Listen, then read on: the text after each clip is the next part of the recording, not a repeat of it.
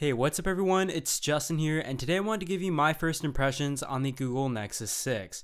So I have been using this device for the past few days since I received it, and I want to just give you some of my initial thoughts about it before I bring you the full review.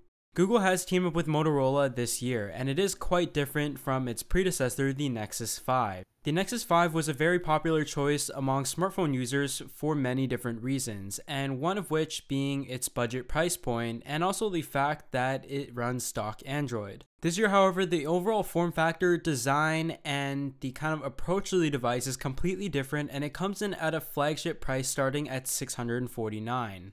So the first thing you're going to notice when you take the device out of the box is that it is massive. With a display size of almost 6 inches, you can put it next to the iPhone 6 Plus and the Samsung Galaxy Note 4 and it fits in perfectly. And to be honest, I wasn't sure why Google did that. Perhaps they didn't want to have to call the device the Nexus 5.5, but in my opinion, if they have one smartphone, which is the Nexus smartphone in their line, they should try to appeal to the general consumer. And not everyone is looking for a device with a 6-inch display, and perhaps 6 inches is far too big for a pretty wide range of consumers.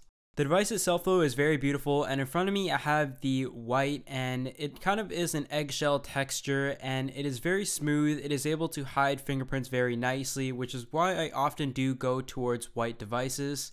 And after having the blue one, I would have to say I am a bigger fan of the white one, although the front is still black. It has a metal edge, and the device itself isn't the thinnest in the market, but it definitely feels great in the hand, especially with the dimple also located on the back. Here you can see the interface is what you would expect. One of the biggest changes perhaps is Android 5.0, which is called Lollipop. That introduces material design, and the general interface is said to bring you a whole new experience, and what I would describe the jump from iOS 6 to iOS 7, except not as big of a change. Google has already jumped towards updating some of their apps to feature the material design, and hopefully more apps will follow in the future. The display itself looks very nice. It is a QHD display, and it gives you a whopping PPI of 493 even at this size. But from first impressions, I have to say I was somewhat disappointed by it. Everything seems extremely saturated, and you will notice that once you see it in person. And I just haven't gotten the Quad HD feel that I felt when I saw the Samsung Galaxy Note 4 and its QHD display for the first time. Those two things can sort of be excused, but there is one major issue that I noticed. If you turn the brightness down, the display is completely pink tinted. And that is extremely noticeable, especially in a dark condition.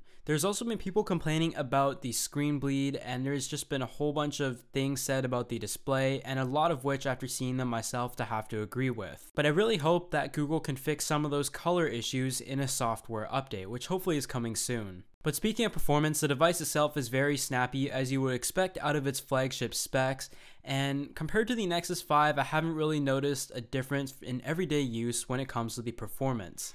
The last thing I would like to point out is the speakers, and it is great that they are both front facing, which gives you a nice stereo experience. Even though the sound quality isn't anything compared to like the HTC Boom sound, the fact that they are front facing still gives you a much better experience compared to most smartphones we have seen in the market.